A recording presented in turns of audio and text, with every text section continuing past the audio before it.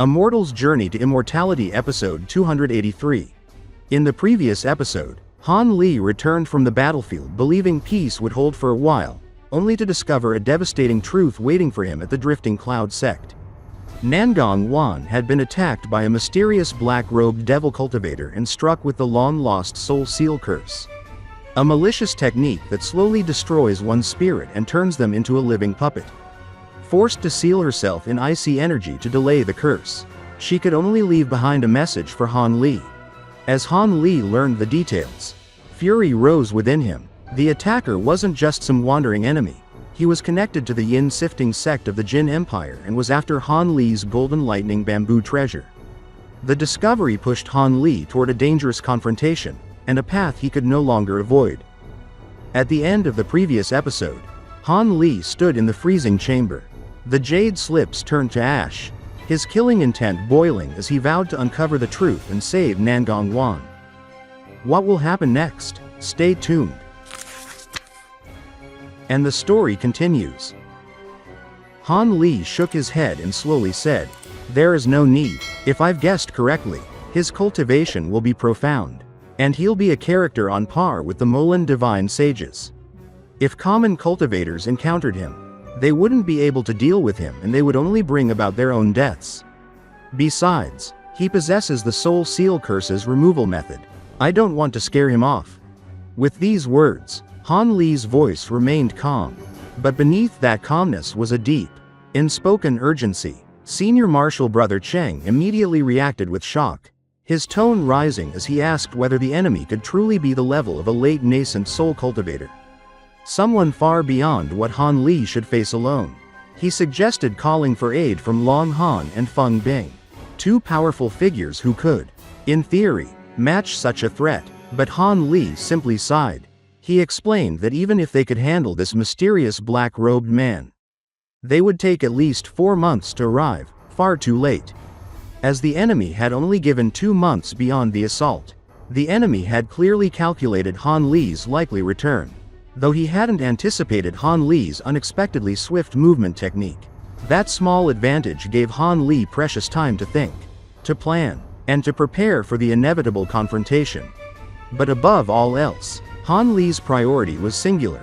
He needed the method to dissolve the Soul Seal Curse afflicting Nangong Wan. Hearing this, Senior Martial Brother Cheng nodded solemnly, offering the full support of the sect and its disciples. Han Li thanked him, though his gaze drifted instinctively toward the wall of ice containing Nangong Wan. The jade slip she left behind claimed she could suppress the curse's activation for nearly 100 years. But it was untested, unreliable, and terrifyingly uncertain. Anxiety flickered across Han Li's usually steady expression. Seeing this, the older man encouraged him, saying that from his perspective, woman and husband alike had great resolve. She would likely overcome this ordeal. He promised to search the ancient records, hoping to uncover another method of dissolving the curse, something that might remove the need to risk everything by confronting the black-robed man. Han Li gratefully accepted the offer but asked to remain alone for a while. Senior Martial Brother Cheng understood immediately. He left with a tone full of sympathy, reminding Han Li to stay with his wife and offering to return with whatever information he could uncover. As soon as the old man departed, the chamber fell silent. Han Li stood before the ice wall, staring at Nangong Wan's peaceful but frozen figure. The loneliness in his eyes deepened as he released a long, quiet sigh. Time passed, an entire day slipped by, and Han Li still didn't leave the room. Senior Martial Brother Cheng returned, found him still inside, and eventually decided to check on him, but before he could enter, Han Li finally emerged. His expression was steadier now. Though fatigued from contemplation, the old man asked whether anything had happened, and Han Li reassured him that he had simply been sorting through strategies against the coming threat. With 1 month remaining before the deadline, he needed to go into seclusion. The old man wondered aloud what Han Li could accomplish in such a short time. But Han Li revealed his plan. He had acquired Auric Essence and intended to use it to further strengthen his magic treasures. Though a month was insufficient to refine them fully, He could still reinforce them and form a minor version of the Auric sword formation, something powerful enough to let him stand against a late nascent soul foe. Hearing this, the old man understood and agreed to ensure no disciples disturbed Han Li. Han Li then added one more important concern: he could not stray too far from the ice wall, as maintaining its stability was vital for Nangong Wan's safety. He needed to reinforce the protective spell formations and would need the old man's help in safeguarding the area. The senior cultivator immediately promised that the region would remain a forbidden zone, already having taken steps to ensure no one would intrude. That certainty allowed Han Li to finally relax a little. After promising to set up additional formations, Han Li returned to his cave residence, only to find Mu Peeling waiting. He was briefly surprised but invited her inside. She anxiously asked about Nangong Wan's condition and explained that she admired Waner greatly, as the woman had guided her cultivation while Han Li was away. Han Li listened, feeling conflicted. He was pleased that they had gotten along well, yet pained because Waner was now trapped under the Soul Seal curse. He acknowledged Mu Peeling's progress and informed her that he would remain in seclusion for the next month to prepare a method for dissolving the curse. When she expressed concern about the Soul Seal curse, known to be a notorious Devil Dao technique, Han Li's expression hardened. He quietly stated that the only true solution was to defeat the one who cast it and forcibly take the method from his corpse.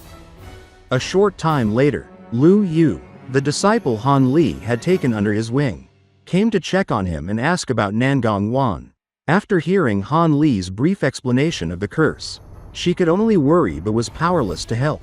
Han Li dismissed both women politely, not wanting further distractions. Once outside, Lu Yu mischievously hinted to Mu Peeling that although Peeling was technically Han Li's concubine, she still behaved like a guest. She teased her about her beauty and warned her to keep up. Given Nangong Wan's striking appearance, Mu Peeling blushed deeply as Lu Yu flew off with a playful smile, leaving her flustered before she departed as well. Once alone, Han Li inspected his medicine garden and insect room to ensure everything remained in order.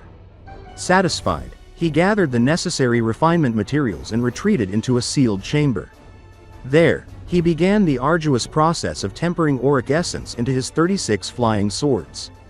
The Auric Essence he possessed now was substantial. He had pieces from Master Sunreach, from the Moulan, and even an additional piece gifted by Long Han on behalf of the Heavenly Dao Alliance. With such abundance, he finally had what was needed to fully temper the entire sword set. Although integrating materials into completed magic treasures was not especially difficult, the time limit made it grueling. 1 month was barely enough. Yet if he wanted even a minor version of the Grand Auric sword formation, strong enough to confront someone like the Yin Sifting Sect Master, who he suspected was behind Nangong Wan's curse, he had no choice but to push himself to the limit. Sitting cross-legged, Han Li summoned the smallest piece of Auric Essence, letting the faintly golden stone hover before him. With calm focus, he formed the incantation gesture, opened his mouth, and released a bright azure nascent flame. The flame engulfed the Auric Essence completely. As Han Li chanted, the flame intensified, melting the stone bit by bit. Impurities dripped away as molten sludge, leaving behind a translucent liquid suspended within the fire. After nearly an hour, once most impurities were purged, Han Li flicked his sleeve, calling a jade box to his side. It opened to reveal a fine silver powder. With a gesture, the powder shot into the molten Auric Essence like a streak of silver light. Churning the azure flames, the liquid glowed brilliantly, shifting from transparent to silver-laced. And when Han Li struck it with a series of spell seals, the new material was completely absorbed. The powder was then swept into the liquid Auric Essence in a streak of silver light. Roiling the azure flames, the transparent liquid then began to shine with silver light, and after striking it with several spell seals, it was entirely absorbed. In this episode, we saw Han Li confronting the heavy reality of Nangong Wan's condition as he learned that only the one who placed the Soul Seal curse can provide the method to break it. Faced with a powerful enemy whose strength rivals the Moulan Divine Sages, Han Li chose not to call for outside help. There wasn't enough time. Instead, he prepared to face the threat alone. while Senior Martial Brother Cheng searched ancient records for alternative solutions. Han Li arranged protections around Nangong Wan and then entered seclusion. There, he began reforging his 36 flying swords with Auric Essence, racing against time to strengthen his power before the final confrontation. What happens next? Stay tuned for the next episode of Immortal's journey to immortality. If you enjoyed this episode or found it interesting, don't forget to like the video and subscribe to the channel to receive notifications about the latest episodes in Han Li's journey. Thank you for watching, goodbye, and see you in the next video.